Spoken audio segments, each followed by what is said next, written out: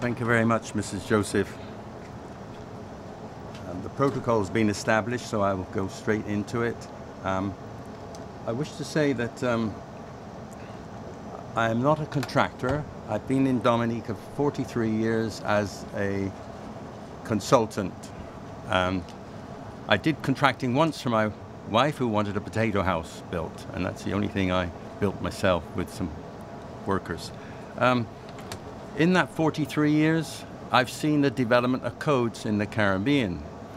And it was in the 70s, Barbados, in 73, Barbados Institution of Engineers introduced the first wind code because they were already thinking about a Caribbean code.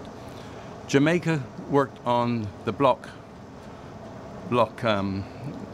making code and the strength, which very much followed the British standard on blocks.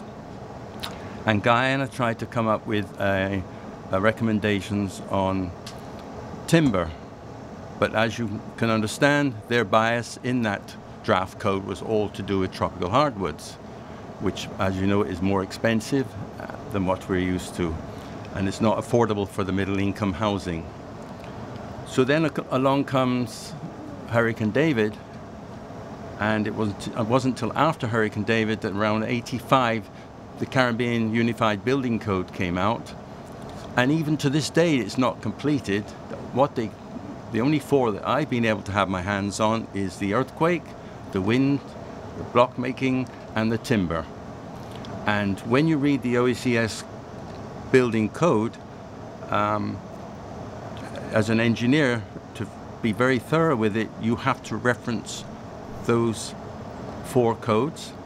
And also now with the revised OECS code that's just come into being, we've upgraded the wind loading code thanks to PAHO 10 years ago.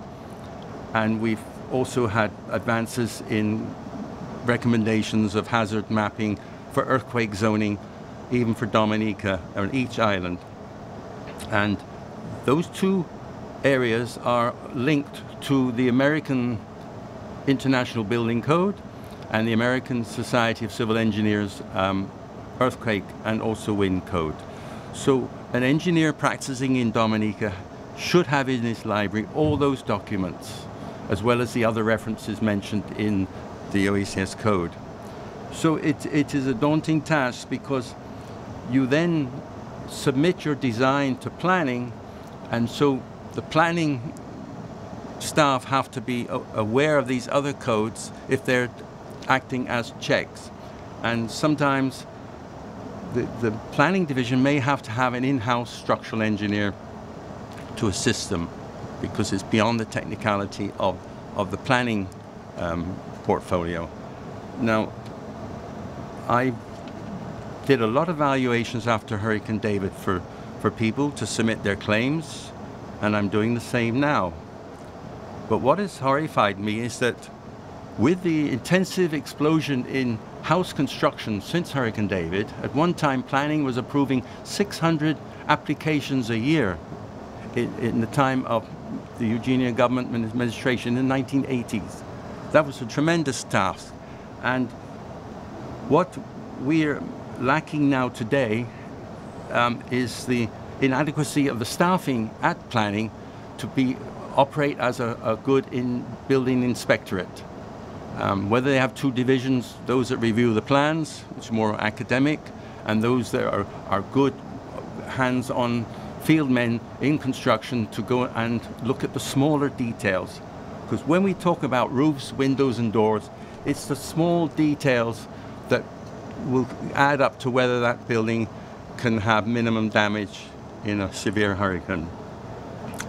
Of course, this hurricane has been a hurricane, I call it Code Plus.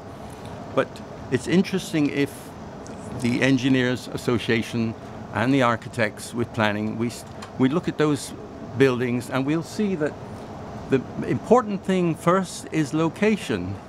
And this is very clear on the wind code when you study it.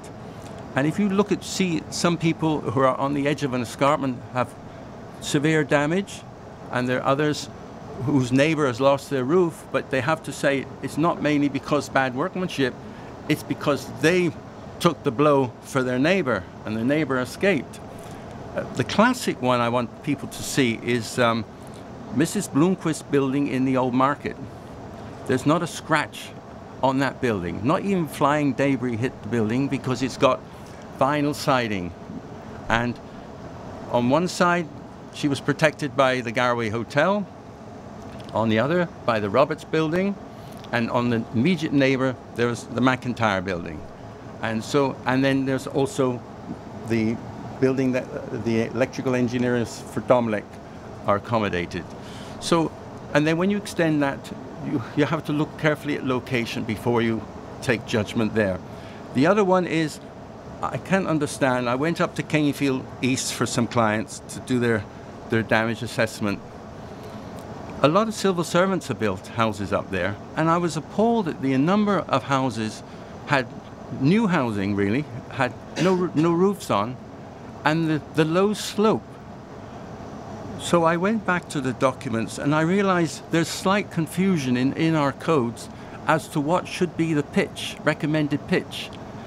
In the first Barbados draft code for wind, they gave you all the wind pressures from 5 degrees up to 50 degrees. And the more, if you get up to 50, you're acting as a wall.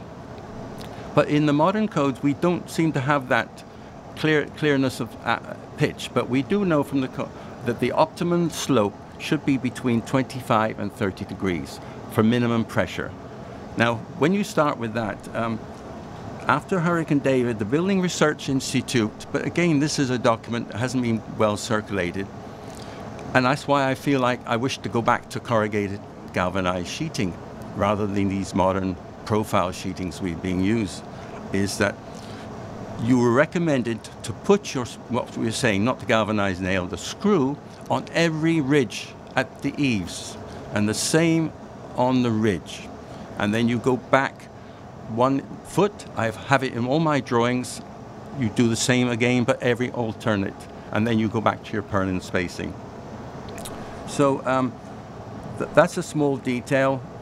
It's always been on my plans, and I must confess that I haven't found a roof that I've worked with an architect that the sheeting has flown off. So it's because I look back at the connectors and and it's a sequence. It's like a chain. A chain is only as strong as its weakest link. So as the two speakers before me, the connection of the sheeting to the purlin, and the purlin to the rafter, and then the rafter to the wall plate, and the wall plate to the ring beam. Once we have staff, building inspectors that understand that, and the same goes for encouraging hip roofs, but again making sure that the capping also has that close spacing of nailing, and that there should be a nailing board under the capping. A lot of roofs don't even have the nailing board. So that's as far as I want to go with the roofing side of things. And of course, doors and windows, we've been seeing some cheap windows come into the market, and those windows are blown out. Some have been hit by flying debris. We always expect flying debris in an urban environment. But the quality of materials now, the reason I feel 26 gauge should be outlawed and maybe 25 gauge is to answer Mr. Joseph's question. It's like tin foil. I've got samples where the sheet has pulled away and left the hexagon screw. Also, it's easily punctured by a flying missile, 2x4 flying at it. So there should be merchants should not be allowed to import anything below 24 on that basis. As for lumber, most of our lumber comes out of the Americas, or North America, and they have strict stress grading rules and visual grading rules. But unfortunately, people won't like me saying it, but the philosophy sometimes in the private sector is import cheap, sell expensive. And you ask them, why don't you bring in grade 1 and grade 2 lumber?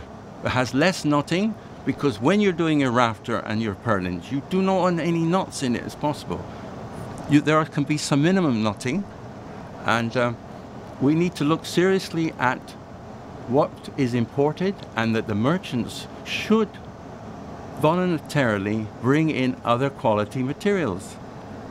I've been asking for a long time that there should be available always hot-tip galvanized nails for longevity of a building expected to have an economic lifespan of 50 years.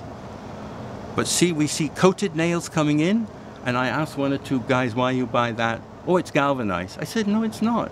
It says it's not a galvanized nail, and it's not even hot-dipped. Superwoods were building these prefabricated timber buildings, and they were using those sort of nails, wire nails, and they were staining this lovely Kubari wood they use and spoiling the people's home. I had to draw it to their attention. So we have to bring in the Bureau of Standards and we have the courage to mandate certain things be available. We need a wider choice of materials from the merchants. Don't worry about, oh, they're not going to buy for it. There are people willing to pay for it, because what we have is minimum standards, as Lucien said, in the codes. And if you go slightly above that, it doesn't cost you much more. You can have less damage to your building and a safer home. What we have to understand now is, when I move around looking at claims for people, that a lot of the housing stock was built before these codes came into being. And so it's very difficult to get the people to understand that we have to build back a better roof, and whether their building can take it. A lot of, you said there's 19,700 homes affected, but how many of those require a new roof? There isn't time for them, Kelvin, to go to planning and get approval for a design. So I would like to recommend that planning, along with the Engineers and the Architects Association and the Architects Society, come up with leaflets quickly, and that you recruit some builders that we feel that are not employed as your inspectors and with your senior building officers, and we move quicker to give them the knowledge and information. There's no time. People want to cover up as soon as they get insurance. There's those who are not insured, and so they won't even be able to afford a draftsman to come and put a submission into planning. So I'm wondering if you can think of a way of fast-tracking that. My other concern is, with that older housing stock, this is something I've discussed with the former electrical inspector, Mr. Vital, and Mr. Chief Fire Officer Dupuy. On average, a house should be rewired in the tropics every 25 to 30 years, depending on how the conduits are run. And I've warned the fire department we're going to see more electrical fires, because when that house was first wired, installed, people now with the standard of living have acquired more appliances, putting more load on the wires, and it becomes a fire hazard. So we need to address that situation. Fortunately, the electrical division, they have a code to follow. It's in the Electrical Installation Act of Dominica. But they haven't upgraded it in the Act. It's still using version 15, when in fact the British IE version is up to number 17. So they're dealing with something 20 years old. So we need to help them come up to speed. But otherwise, when we look at these roofs to be replaced, we should somehow cajole them into having a look at their wiring. And then I'm still seeing a lot of wires in the roofs, not in conduits. And what happens with age there? The insulation starts to bubble with the heat above the ceiling, and they're not aware of it, and that's another electrical hazard. So in planning, I think we have to, the private sector designers have to show more conduit route planning, and make sure that all wires are going to be in conduits, and try and avoid them crossing over in the ceiling as much as possible. All right? And so I don't want to get into too much more detail, except to ask Lucien, when that instrument recorded 220, where was it located? Where was that instrument located? In Jimid. Okay, on the coastline. Okay. So we also know about 10 years ago, we were now getting stronger eddies coming through these wind bands. And that's another thing we noticed, that some areas in the housing scheme, you'll think, well, why is that band of, like something came through like a little tornado? And so this is all influenced by our spectacular topography.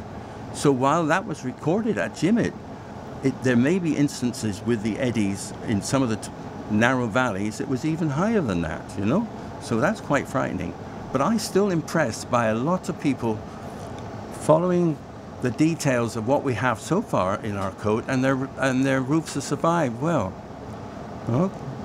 And so, and I still think we shouldn't be afraid to look at the dormer windows, because the people in Rosa, when you talk to the older people, they used to go up and crack their windows to equalize the pressure, you know? And that would also help the house and put less wind pressure on the windows. But people today, we have to look at the window situation, because I think some of them are very, very thin. And an engineer from Mr. Gadakan even tried to hold the glass door, and it cut his hand very, very badly.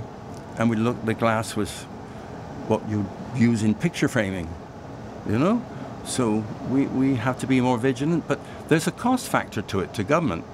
So, and I think if somehow we can bring in the insurance agencies to play, because they have a vested interest, and whether they also would like to be there and know, ask for, have you got a certificate of worthiness for your house, whatever word we want to come up to, we want to bring the insurance people in on it.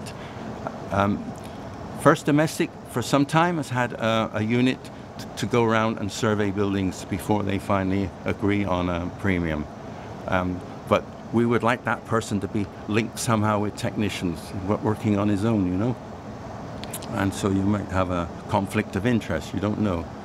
But I agree with you that there's been collusion sometimes with the owners. They take a mortgage and they want to cut corners because they want to put more, and they force the builder to use inferior materials. And so we as a society now have to step up and be more disciplined, you know? And I think that's all I want to say for now. Thanks very much.